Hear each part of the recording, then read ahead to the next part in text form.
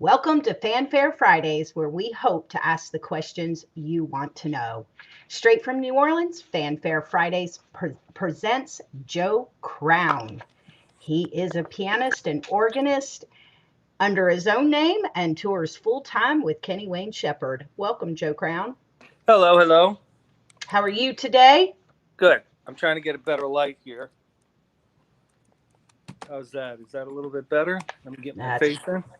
got your face. Yeah. So the questions have been written. Are Oh, you okay. ready to answer? Go ahead. What first got you into music? Well, I started playing when I was very, very young, at 7 years old, and we had the piano in the house. And apparently, I was always trying to, play the piano and mess with it. My mom offered to give me lessons, and the rest is history. I got the lessons, and here I am today. That's awesome. Who inspired you to make music? Well, that was a very young age. Okay. So it wasn't like, I had like some sort of heavy inspirations from anybody in particular, other than the fact that like I just took piano lessons and tried to play the piano. And, when I first started playing, for the first 4 or 5 years, it was all classical music and reading sheet music and everything. And, I really like to play ragtime, and I like to play, I liked all the boogie woogie stuff and jazz stuff. And so at a certain point in time, I think I was in seventh grade at the time when I was 13. I took lessons with someone that actually taught like, jazz theory and, jazz like standards and how to read fake books and all that kind of stuff like that.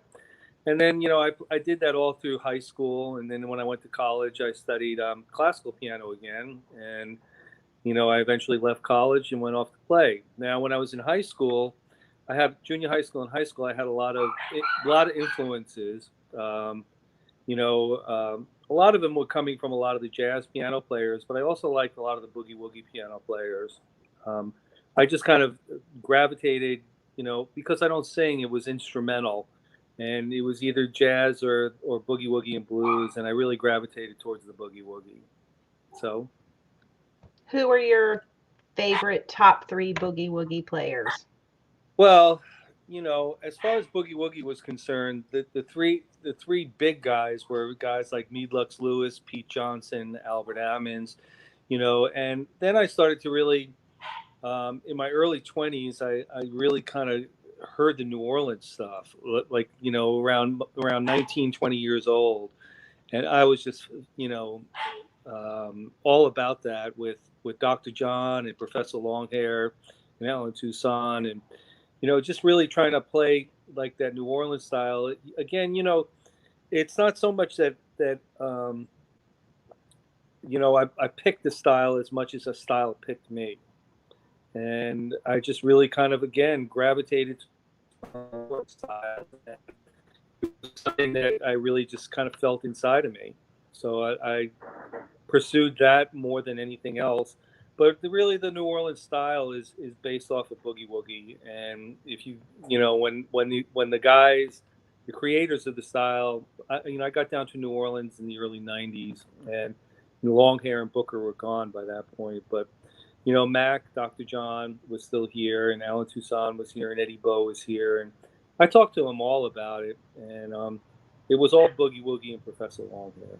And I already played boogie woogies, and I was all about that. So to really kind of expand on that, the New Orleans style really is boogie woogie piano, just with a little Hmm, flair to it. interesting. And you moved to New Orleans just because, or did you go there for a job? I moved down here in around 91. It was a kind of a transition period. 91, 92 was the years. And it was I got offered the job playing with Clarence Gatemouth Brown. He lived in Slidell, and his band was based out of the New Orleans area. His management was up in a little town called Bogalusa, which was a little bit north of New Orleans. And the only reason the town was there was they had a big paper mill there. And as things go, where an industry is, people will follow where jobs are. But there was a big studio in Bogalusa called Studio in the Country that recorded a lot of famous records there, like Stevie Wonder's Songs in the Key of Life, Secret Life of Plants, or one of those two records.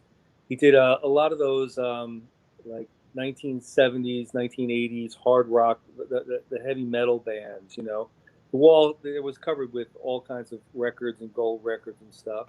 And Gates' manager was managing the studio, and Gate went up there to record a record, and that's how they met. And the rest was history with that. And that manager was Jim Bateman, and he stayed with Gate until he died in 2005. But anyway, I got offered the job in '91, and I moved down here in '92, and I stayed with him until he died in 2005. And the thought, I was living in Boston at the time. I'm not from Boston, but I was living up there. I grew up in New York, and I lived on Long Island in the New York metropolitan area. And I went to school up in Buffalo, which is on the totally western side, which is more Ohio than it is New York. And then I lived in Boston from there. And the thought of going down to New Orleans and living in New Orleans and playing on the road with Clarence Gatemouth Brown was just irresistible to me. So I ended up taking the job and relocating down here, and I've been down here since. And I'm glad you did that, because that is how we met. Yeah. He will always be number one on my list, and to say that I stalked him would not even be the right word to use. I remember you when we played that. I remember when we played that festival in outside of L.A. I remember you from that, and we had Walter Trout on that festival, and we were kind of sharing a dressing room a little bit, and there was a little conflict between the guys. But I just remember you were there, and even before I knew you, I remember when you had reminded me that you were at that. I was like, I remember you. I remember you being there and just chilling out Gatemouth, and which is really a full-time job. If anybody that knows Gatemouth, it was always a full-time job, just keeping him in check with a lot of things. And as a band member, we used to we learned that the way to really kind of get him to come around with things. Sorry, my dogs. Children. The way to get him to do things. Hold on, let me go shut the door over here for a second. I'll be right there. Hold on. Pause for the cause. Okay, I'm back. Gotta love our animals. Yeah, and they are a handful. But the way to get Gate to do things was have him make it come up with it as his idea. Start planting the seed so that he'll come up and do it. Like, we would pull into some place and the hotel would be really bad. And instead of getting on the bus and start, complaining to Gate about Gate, you got to do this and you got to do that. We would start planting the seed that it's really bad and these conditions are bad and we really need to, do something about it. So we would talk it up like that. And before we know it, Gate would be like, hold on, fellas, I'm going to call my management. I'm going to get this changed right. That's the way you would get him to do it versus Gate, we're not putting up with this. It was like a funny little game we had to play with him. But we learned and, we got the things we needed, and it actually was quite the experience. And is that the longest to date gentleman you played with as far as side work? Yeah, it was. I was with him for about 14 years, and it was a lifetime. And it was kind of one of those things where I got to the point where I was kind of over it, sort of thing, but I had so much invested into it that I stayed with it to the very end. It's like, I don't want to give it up now. I put all this time into it. I don't want to just pass it on, and give it over to someone else. I'm going to ride it to the end.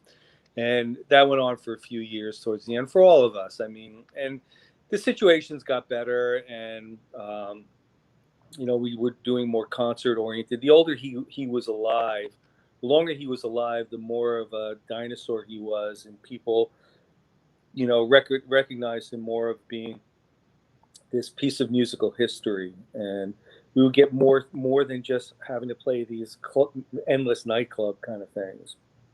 And it got better and everything. And and I enjoyed it. We had some real fun years. We toured with Eric Clapton for a year, and we played every festival from here to there, and we were back and forth all over Europe. We went to China and South Africa, went to Japan a couple of times, and we definitely had a lot of things that we did, and the experiences were great. The band was great. I'm still in touch with all the guys in the band, and we. It's funny because it seems like another lifetime, but it definitely was a very, it was a good decision to stay with him and play with him. And how long have you been touring with Kenny Wayne Shepherd? Well, I joined his band in around right after Jazz Fest in 2017. So it was the end of May or so. The first gig I actually did, I think, was June 1st of 2017. And that was one of these things where they were like, we were talking between each other, and someone called me who works with his management. By the way, Kenny's management is his father, uh, Ken Shepherd.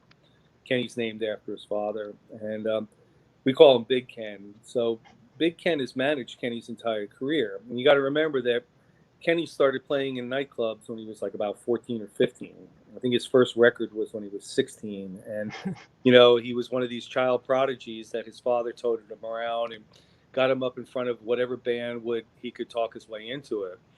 And one of the funny things about it was one of the first bands that he was like actually put him up on a stage was with a guitar player named Brian Lee. Hmm, And Brian Lee was a New Orleans guitar player. He just passed away this year, in fact. he But did. he was a blind guitarist. Then he worked at a place called the Absinthe Bar on Bourbon Street. It was on the corner of Conti and Bourbon. And I worked with Brian for a few years. And I kind of remember when Kenny was coming up and that they brought him out and that there was this young hotshot, guitarist that kind of played like Stevie Ray Vaughan and all that. And, I didn't really give too much thought about it. But anyway, it came up around right after Jazz Fest that they were looking for a keyboard player. And Big Ken is in the Grammy Foundation. He's one of the um, I don't know, not chairman of this region, but he's a director of this region. He's on a whole bunch of committees. And the regional guys from New Orleans, two guys, Reed Wick and Jay Weigel, both recommended me because Ken wanted to get someone from New Orleans, and he asked his New Orleans guys, and they both simultaneously said me, apart from each other. And so we were talking and talking back and forth, and finally the call came, and it's like, okay, we want to try you out. It was like I'll never forget. It was on a Monday night. I was going down to play at the Bombay Club, and I get this call. It's raining real hard out, and it's the like one of the managers. There's a couple of managers that work with Ken in managing Kenny's career, and this was the manager that goes on the road manager too. And Kristen called me up, and she's like, "Okay, we want you to come on out and try it out. We got a gig this Thursday." Now this is Monday, okay? Well, of course, we ran down. Okay, what am I going to do? How much am I going to make? What's the deal? Is this that? All those kind of things. So uh, he goes, "The gig is this Thursday. We'll send you over a link for YouTube for a live show. Just learn the whole show." This is Monday night, okay? So I had Tuesday and Wednesday to learn the whole show, and they flew me out. And we played the show, and after the show, they hired me. They were like, "Okay, so what'd you think? You want to join the band?" I was like, "Yeah, let's do this." Okay. Now years later, I was like, now we're all like, been out on the road for a while and everything, and I was like, "Kenny, what was the deal with that?" And he goes, "Well, basically, here's how it went. Um, we knew we wanted you. That was a done deal. Okay. We really had to see if the chemistry was right, personality wise. You go out on the road with people, you become a family, and you live with these people, and it's all, a whole ordeal with that. And we just really kind of wanted to make sure, just throw you in the deep end and see if you can swim, and just see if the commercial, if the personalities fit. And we like you. We of course we were interested in your playing. We checked you out really hard, because I do have some YouTube presence and I've got some CDs out and everything. So they basically said, let's do this. So that's how that went, and I've been playing with them ever since. Um, I'm on one of the records, the last one. What's the name of that one? The Traveler. There's a new DVD, live DVD, CD coming out in about a month or so that I'm in that too. We recorded that. It was a concert in Germany, and they, you know, it's funny because the Germans do a very high end video stuff. I mean, even going back to the Gate days, we did a thing in Baden Baden. I can't remember the year. It was like 97, 98 or so.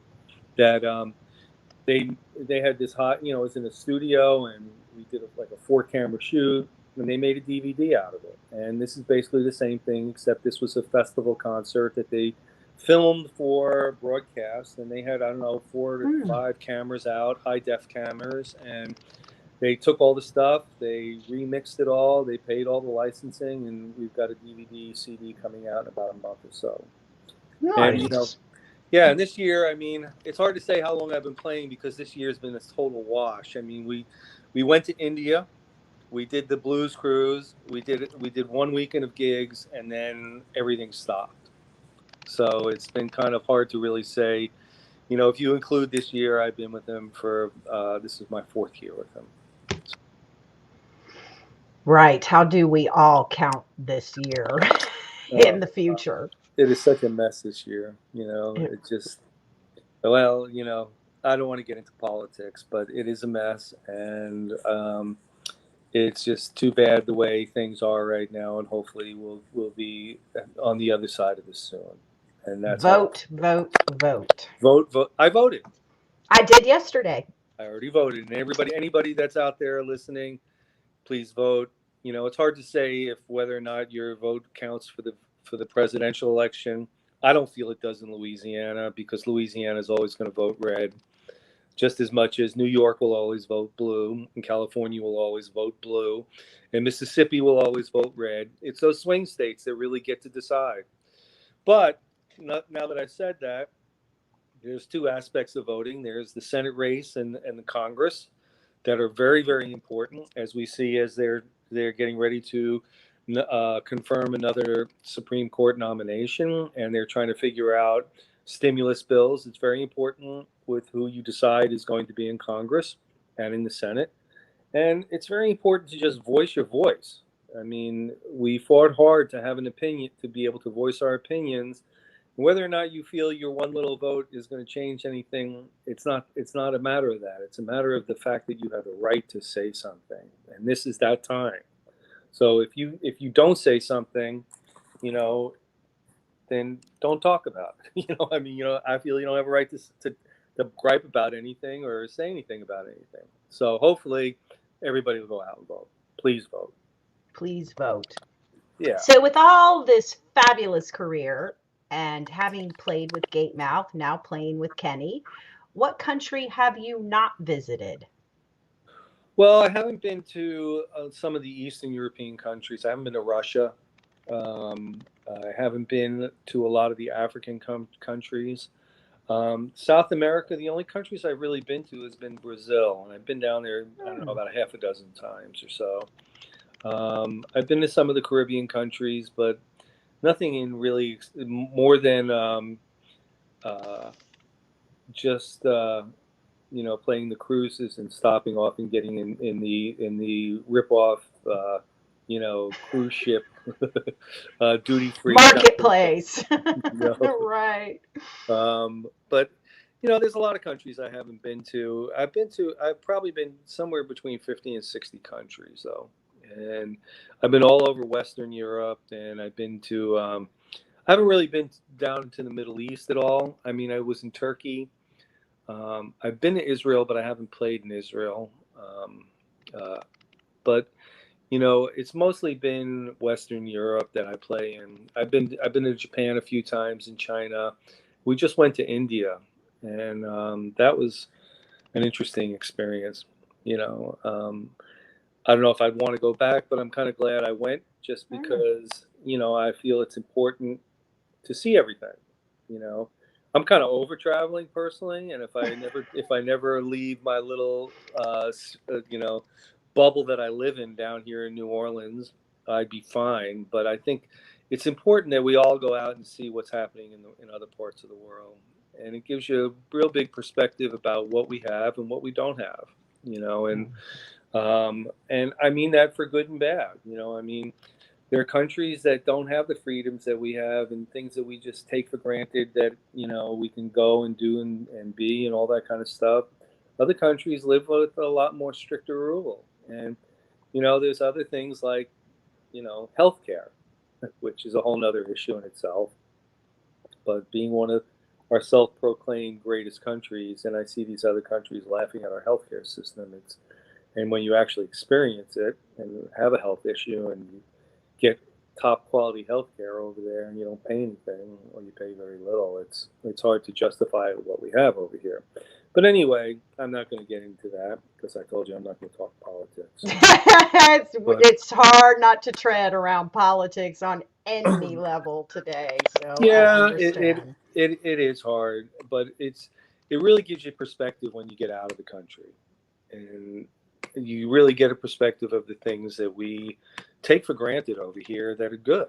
I mean, just, you know, freedoms to go and everything. There's no checkpoints with military anywhere around here, and you don't have to worry about, you know, traveling with passports and papers and everything like that. And you know, and then there's, you know, other things like the racism and, you know, that we experience over here that it's not like that in other countries. You know, and it's just it gives you perspective. And I tell everybody, travel, see all the sites, go to the Eiffel Tower, see the Colosseum, you know, go to Germany and see what was going on with, you know, all the Second World War stuff. All those buildings are still there. You know, go to Amsterdam and see, you know, all the craziness over there and how they deal with it in a safe way. You know, I mean, there's a lot of different things out there in the world, and it really just gives you perspective to see it. So I'm glad I've done it, and I recommend it to everybody. Go ahead, Me, see the world. me too. I would not, you know, racism exists in everybody in some way, and it doesn't mean a black white thing. It could be you don't like redheads. But I think traveling the world sort of takes every bit of those thoughts away and makes you respect that you are, you know, that there's something larger than you out there. It's not about you. Yeah, and you know, I don't mean to say that we have the worst racism. When we were in South Africa, the whites talked to blacks like they were animals. You know, I mean, it was blatant. I mean, it was just right in your face about it. They just really just the treatment that they gave them was just unbelievable. I was really, you know, really took a had to take a step back from it because, you know, we think of racism over here and it's like it's this little thing that kind of sits back here and sometimes it pops its head out a little bit, and you know, and but it's always kind of there. You know, the police are always, you know, whatever, you know, there's a two system kind of thing for white and black people with the police. Not all the police, but there it happens, you know. But in South Africa, there was no question about it.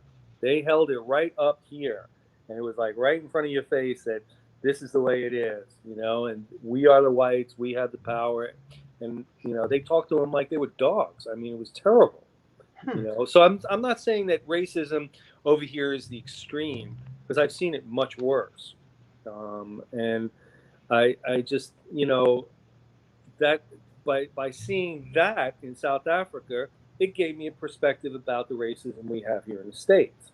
So it goes both, the door swings in every way, you know, and it's not necessarily that, you know we can't live civilly with each other in every area in this country, but you know we actually do better than some other countries, you know. So I mean, it's all about perspective, and that's why I say it's important to go out and see it all.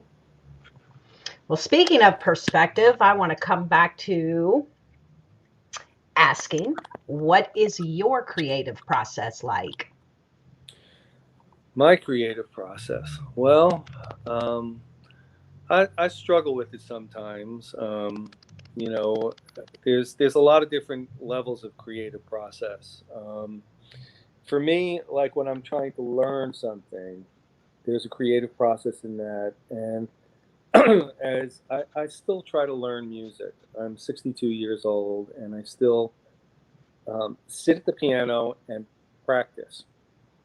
Not just play, but practice. And for example, there's a James Booker tune I'm working on right now, and it's just a constant work in progress. And I don't spend, hold on a second. I got to plug in a little bit here. Um, hold on. Sorry about this. Did that do it? I don't know. Hold on. Yeah, don't die on me. No, I'm not gonna. Hold on for a second, Tina. Safari, StreamYard. Yeah, I'm charging. Okay. All right, I'm back. Sorry about that. It's Okay, are we okay. moving? Yeah, we're good. So I work on it. I chew at it, over periods of time, and I've been chewing on this one for a couple of months, and it's starting to feel kind of like music right now, and it takes some time, and it's something that once I start to play it, um, I I get the feel for it, and the more I just keep playing it. Now, normally under normal circumstances, I would be working, playing, I don't know, about 7 or 8 gigs a week, a lot of them solo, and I can actually sit there and just play the song every night when I play. And it's important to just keep playing it.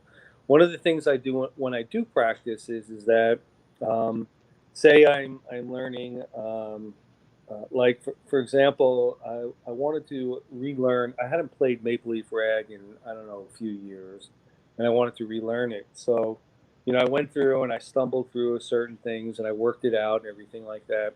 And once I get to a point where I work it out, one of the things I do is, I walk away from it, and then I'll come back a couple hours and I'll sit down and just play it cold, okay, and then just get through it, okay. And once I get through it, I identify the rough areas, work on it a little bit, then I walk away. And it's this whole thing of just walking up and playing cold, because when you sit there and you practice and you practice and you practice, of course it's going to get better. But when I go out and perform, I'm not going to be able to walk up and sit down and practice something before I play it. I have to walk up on stage, sit down at the piano, and then put my hands on the keys and hit it cold and just play it straight like that. And if I can do that, that's something I practice doing, as far as going up and just hitting it right out of the gate. And by doing the way that I do that is I hit it and I walk away from it. Come back an hour or two later, hit it, and then walk away from it again. And I keep doing that, and eventually over a period of time, what will happen is that I'll just sit down, I'll play it from top to bottom with no mistakes and all the feeling that I need to have in it. And so that's one of my creative processes when I'm learning a song. And then, when there's something I'm trying to write, it usually comes from an inspiration or an idea that, I get an idea for a song in my head, and I sit there and I try to work it out. And usually I stumble through it and nothing comes out of it. Sometimes, on a really rare occasion, I'll sit down and it just pours out, and 15 minutes later, I have a complete song. I mean, it happens. And other times, what I do is, I sit down and I play it, and I chew away at it, and and it's okay and everything like that. And usually at that point, what I'll do is I'll write it out in music, because I don't have any home studio or anything, and that way I'll remember what I played, and then I'll come back to it, and I'll keep doing that until I get the idea formed and work from it. Basically, it really comes down to, like, when I'm writing something, if it doesn't come out in the first 15 minutes, it's a process. And it's just like it is when I'm learning a song. They're all processes that they don't normally come out just in one type of thing. You really have to kind of like hit at it, walk away, and let your head air out for a second. While later in the day, I'll be thinking about it, and I'll be like, well, wait a minute, I could do this. Then I'll go over and I'll play it, I'll try it. Maybe it works, maybe it doesn't work. it works, it develops into something, I'll continue the idea like that.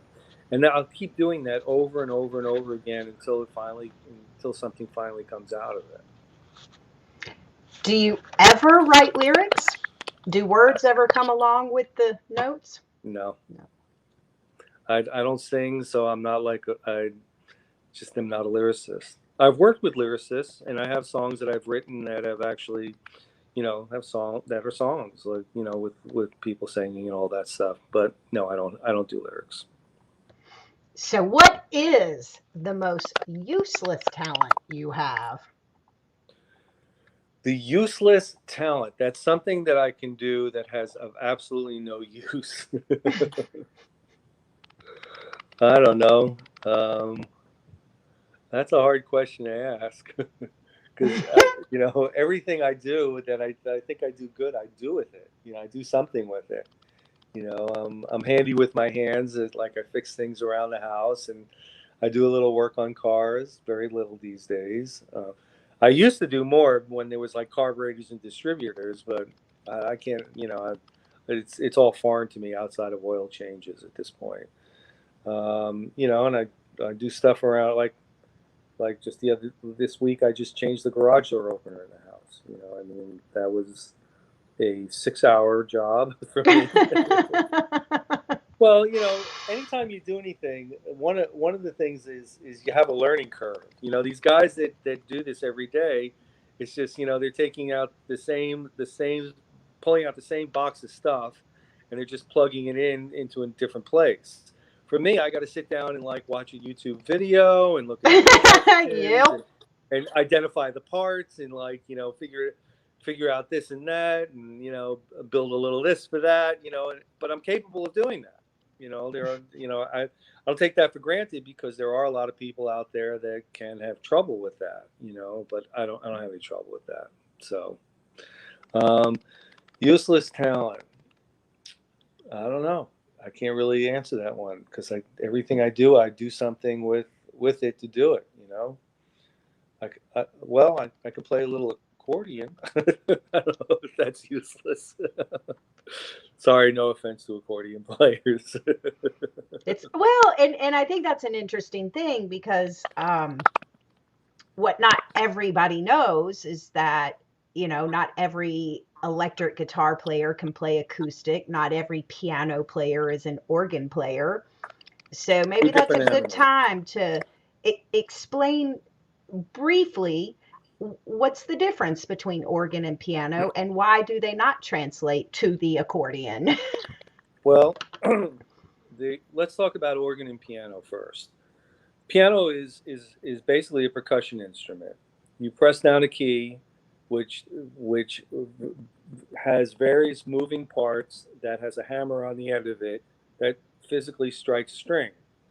Depending upon how hard you press that key down, will change how hard the string gets hit, and that could have varying different effects as far as the color of the sound. The harder you hit it, the brighter it is. The softer you hit it, the darker the sound is. So you get a lot of feeling with how hard or soft you play each note. We call that the touch. Okay, so you use your touch to actually bring dynamics, meaning volume, and color, meaning treble and bass, to each melody that you're playing. The organ is the notes are like on-off switches. Okay, you hit a note and it triggers an electronic signal to turn on. Okay, for on now the organ that I play is a Hammond organ. I don't know how to play the pipe organs. They have a whole nother. It's a whole nother species to me in a lot of ways. Okay, the Hammond organ, the way that you get dynamics, meaning volume, is you use the volume pedal, and it's not really a volume pedal; it's a swell pedal, meaning that it doesn't go all the way off to all the way on. It's all the way on to about halfway off, so it swells the actual melodies. And the way you color on the Hammond is they have these things called drawbars, and each keyboard, because the Hammond organ comes with two keyboards, each keyboard has 9 drawbars, and they represent pipe lengths. And there's the 16-foot pipe length, which is very low, and you have the 2-foot pipe length, which is very high and bright.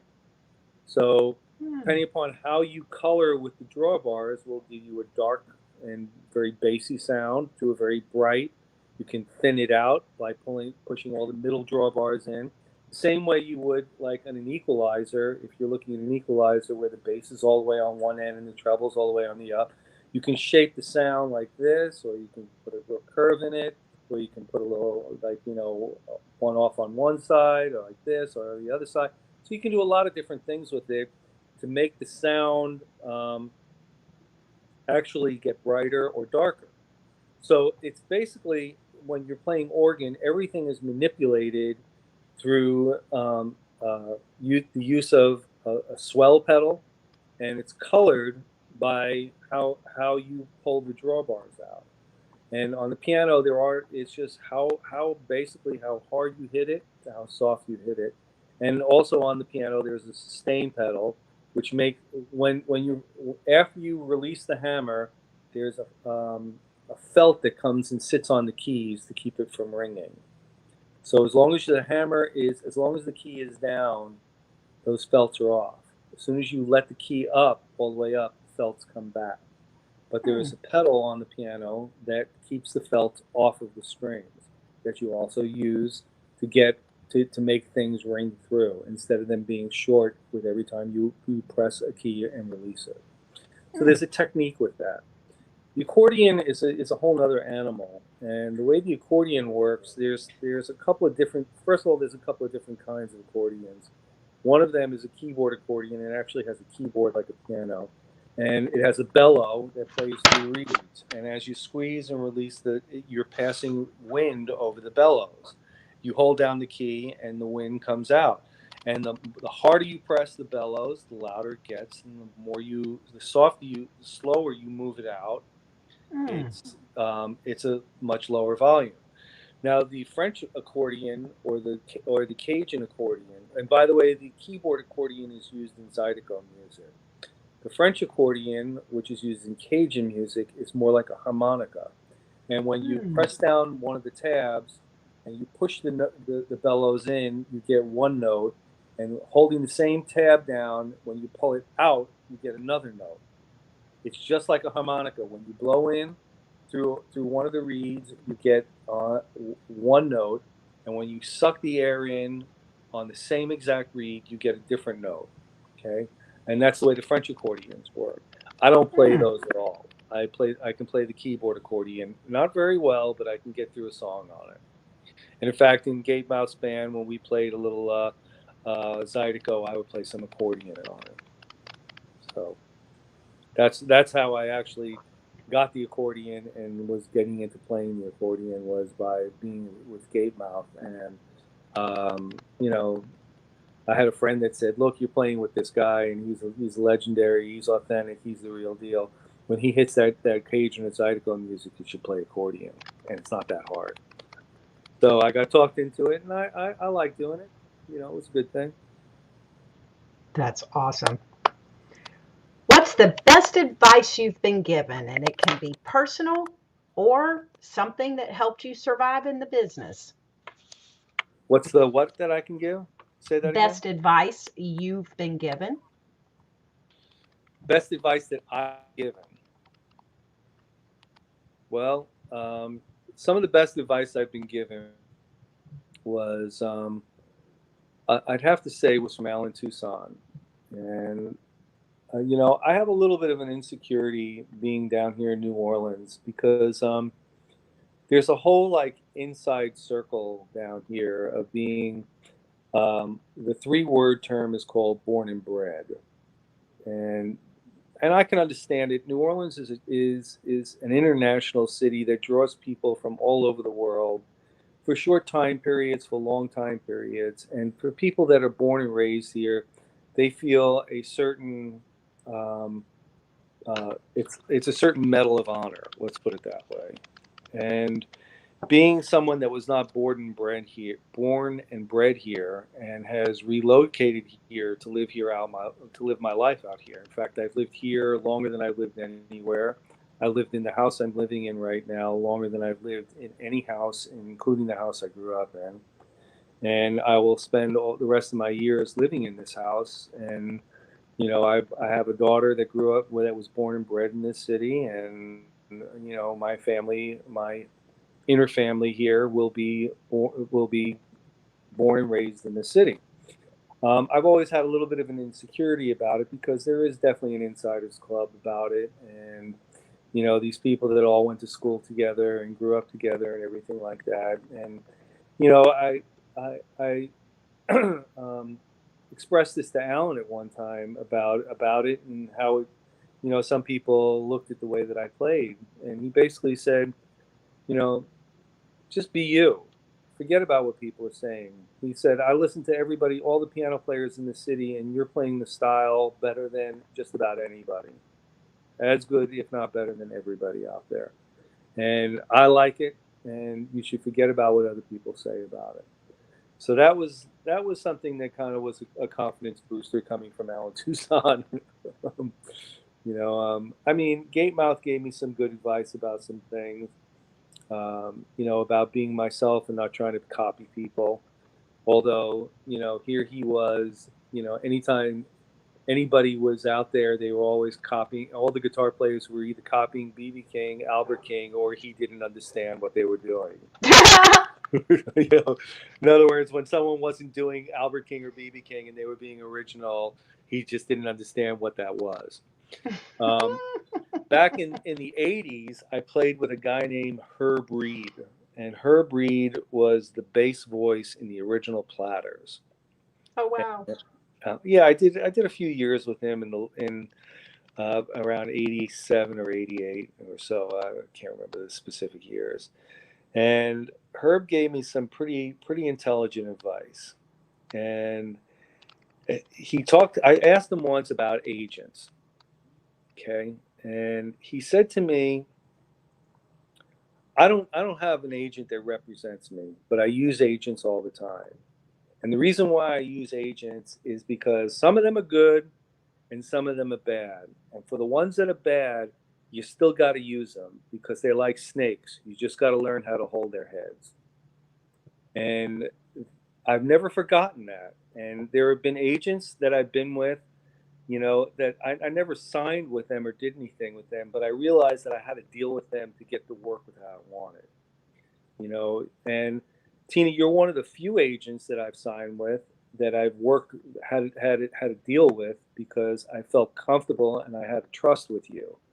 And there's been only about one or two other people in my career that I've actually had that with. And every other agent I've had to deal with that I had to go and or talent buyer that I have to deal with to book into some of these rooms, I've had to learn how to hold their heads just so that I can play Mm. their rooms. And sometimes I got to do that with certain managers when I want to work with certain artists. And I won't mention names, but I think you know who I'm talking about, Tina. But We it's have true. history. It's true. You really have to. You cannot avoid using certain book talent buyers and agents. You have to learn to work with them, and that was the moral of the story. Is that I mean, it's one thing you sign with an agency. You do that because you trust them and you have a faith that they're going to direct your career properly. But I'm not talking about that. I'm talking about people that are in the clubs that I want to play in, and they're total freaking a-holes. And I'm watching my language here, okay? But they're total a-holes, but you really want to play that room. And you really have to learn how to deal with them and hold, and like Herb Reed said, hold their head. And that's the only way you're going to succeed in this business, because if you go around pissing off all the talent buyers, you're never going to work in any clubs. And that's fact. And there's no two ifs, ands, or buts about it. And that's something that I carry with me all the time, that I always want to be a team player and do what's right to get the job done and make the gig. And that's a really super important thing that I've always learned. And my advice to anybody out there that's trying to make it in the music business, look, I don't have the big career where I've sold millions of records, and I have not been like, on the Billboard top 10 for anything ever in my life. Um, uh, Maybe with the Kenny Wayne Shepherd Band, I've been, on a billboard with one of the records that I've done with him. But I mean, the point is that I'm a guy that's made a living. I put my kid through school, private school, college. Um, I own my house. I have a good life, and my bills are paid. I'm not in debt. I have some IRA savings. I have all the things that people that work straight jobs want to have. And I've done it for my entire life. And one of the ways that I've done it is that, first of all, I've learned how to work with talent buyers. I won't say agents, but talent buyers. Um, and secondly, I try to learn as much music as I can. In other words, the more I call them books, because there's like, jazz standards, there's New Orleans standards, there's traditional jazz, there's R&B, there's top 40, there's all these different books of music. Every book of music you learn makes you able to play in that many bands that play those books, whether it be what's on the radio right now, or you know uh, big band stuff from the 30s, or you know traditional blues tunes, or old Motown tunes, whatever it is. Every time you capture one of those books, it means that you can work with all the bands that play those books. Hmm. The more books you learn, the more possible work you can get. So as a player, I'm always trying to learn songs, and I mean, I can. I don't have all the books. I don't know. I don't play anything off the radio. I don't chase any of that kind of music. But I could definitely play any of the Motown music or classic, a lot of the classic rock like Rolling Stones and Beatles and stuff like that. But I can also play, sit down and play, 4 hours of cocktail piano standards without repeating anything. I could sit down and play 4 hours of happy hour, barroom, New Orleans boogie woogie blues piano. I can sit down and play, um, straight up big band swing music. And there's the more things I can do. Everything that I can do like that, I've packaged into a different way of presenting myself. For a while, I was doing regular gigs with a swing band that we did nothing but swing music, and we played a swing dance at the Rock and Bowl twice a month, every month. Now we do it about twice a year, or we were before the pandemic. Um, like I said, I can do the two different kinds of solo piano. I have a band. I have a trio that does nothing but New Orleans R&B, and what I mean by R&B is the Tucson, and Dr. John, Booker, Fats Domino, all that kind of stuff, and boogie woogie. Um, I have, a band I can play with, like with Jason Ricci, where we do like a mixture of some jazz tunes and blues tunes. Everything I can do, I've learned how to package into different products that I can sell, whether it be just sitting around town with myself, or to have a product that can make it out on the national market so Tina Terry can book me out there. And I have a band with Walter Wolfman Washington, who's one of New Orleans' legendary blues guitarists. And we go out and we have a little organ trio with a drummer, Walter and I do. And we go out and we play gigs all over the world with that. Well, we have played gigs all over the world before this crazy pandemic hit. So, everything we do, everything I can think of possibly is another way of marketing myself and getting it out there so that I have that many more things that I can hit in different markets. If I really wanted to work on Bourbon Street more, I would learn more of the popular stuff and keep current with what the tunes are, and I could probably sit on Bourbon Street for 9 gigs a week down there. So I mean, everything you want to do, everything that you're capable of doing, it's kind of like taking the same product and just putting different packaging on it. And that's kind of how I've made it. And I've always been a guy that's worked, you know, 30, 40 gigs a month, every single month. And unless I'm out touring where I can only do one a day, if I'm home, I'm doing 30 to 40 gigs a month. There are years I'm doing 400 gigs in a year. And I've been able to have the lifestyle that I have and make it off of music. And through the process, I've done 12 CDs. Every single one of them has been financed by me and recouped all the financing through sales. Every single one of them. I haven't done one since I think 2013 or 14, and the reason being is because the CD market has changed, and until I'm ready to do something where it will be either released by someone else, and or if I put it out for myself, it will be a promo product, and I can't expect to make my money back because people just don't buy CDs anymore. And I was gearing up to do one before this pandemic hit, but then the pandemic hit, and you know, uh, we don't know when our next paycheck is coming. It's true. So let me pause and say thank you for your kind comments about me. I really appreciate that. And it's rare It's honest.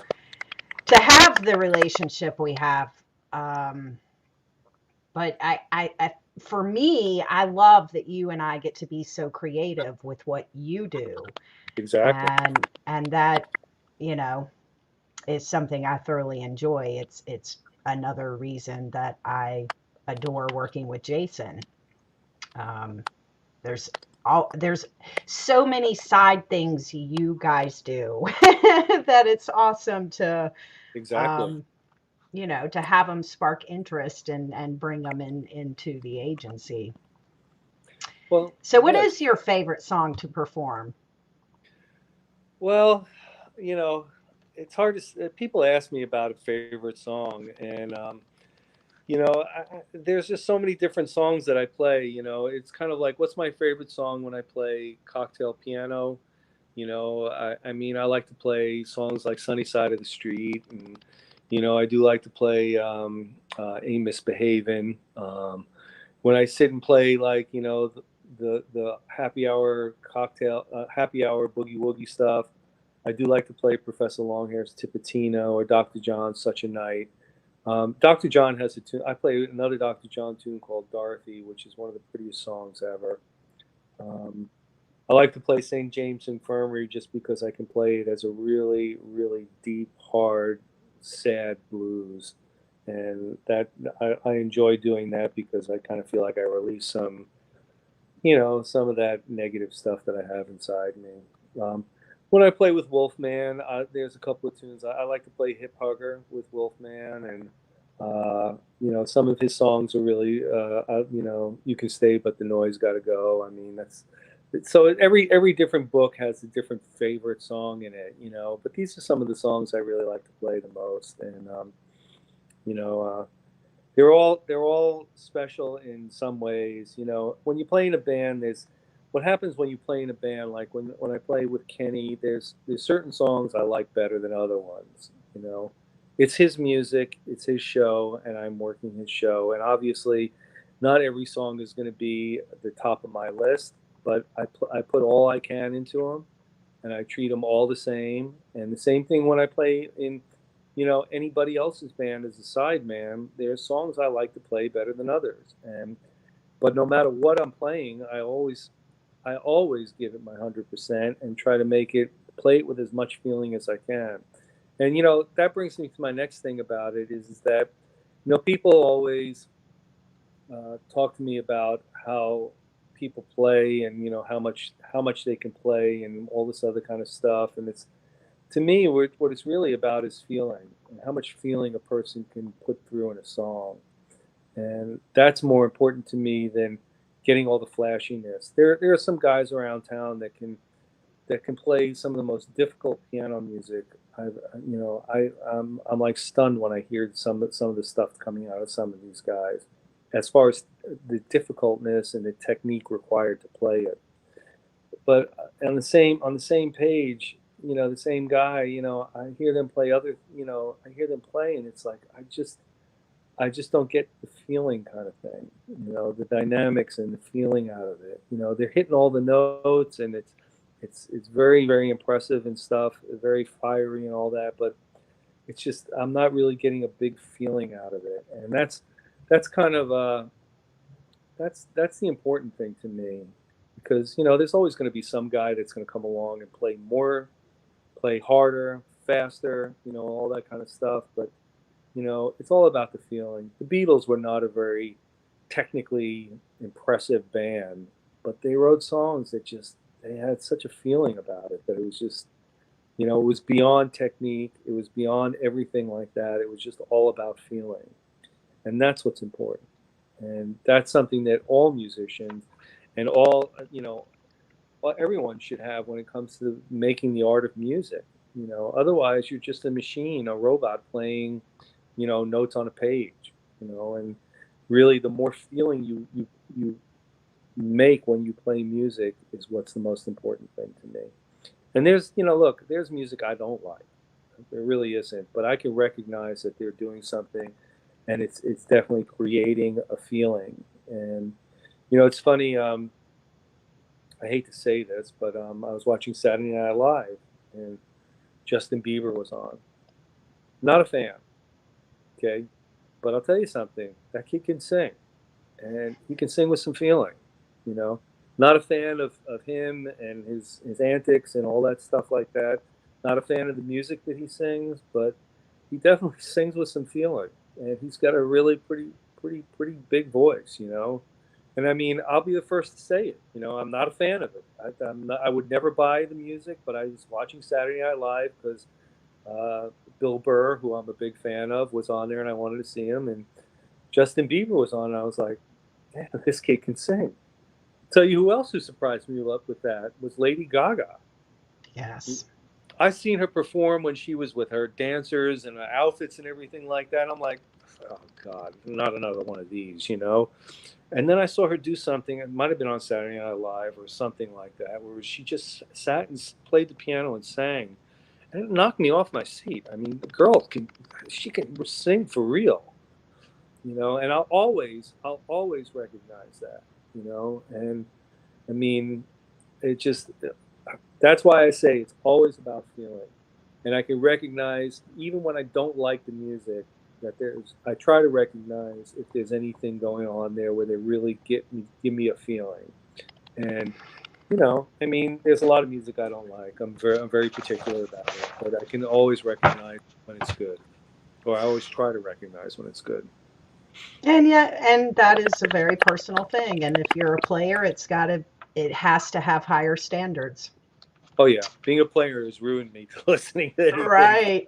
because I'm So so subjective about it. I want to ask you one more question, and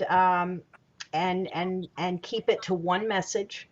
And this will be our rounding it all out and closing this session.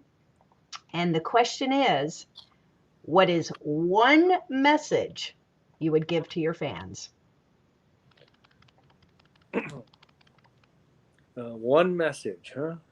And Boy. it can be like what's happening right now, or I mean, just one message.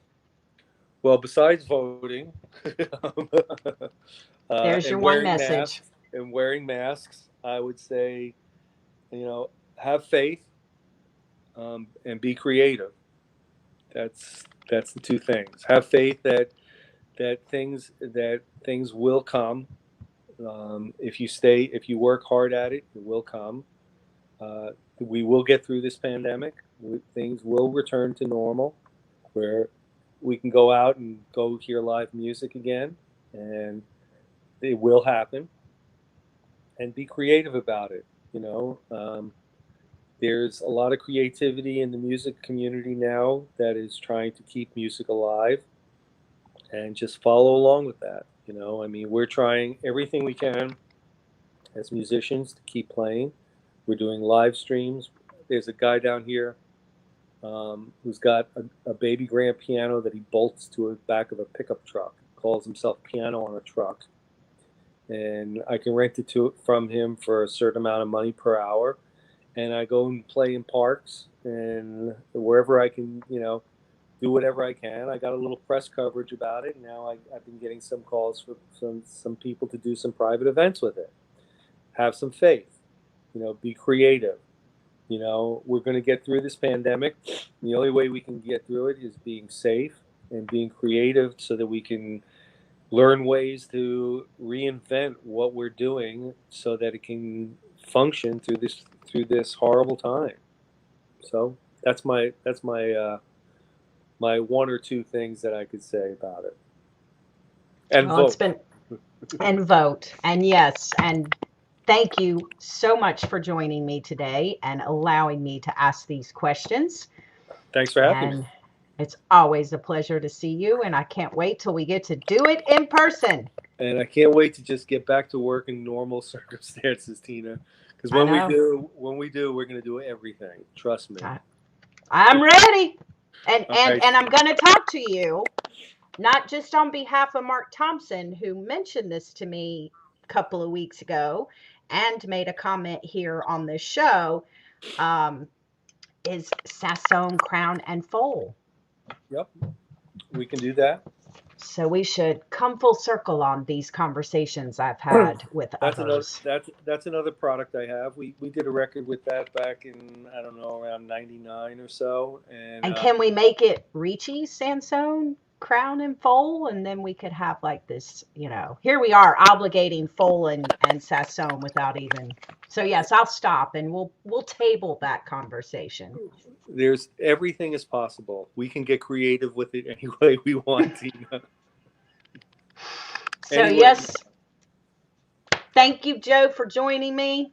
And I will talk to you soon for sure. Okay, Tina. I'll talk to you soon. Thanks for having me. Bye-bye. And thank you to all of you who have watched today. If you liked what you saw, please hit the like button. Have a comment to share, please write it below.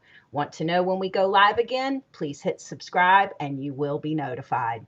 Enjoy the rest of your week. Have a great weekend and please get out and vote. Bye-bye.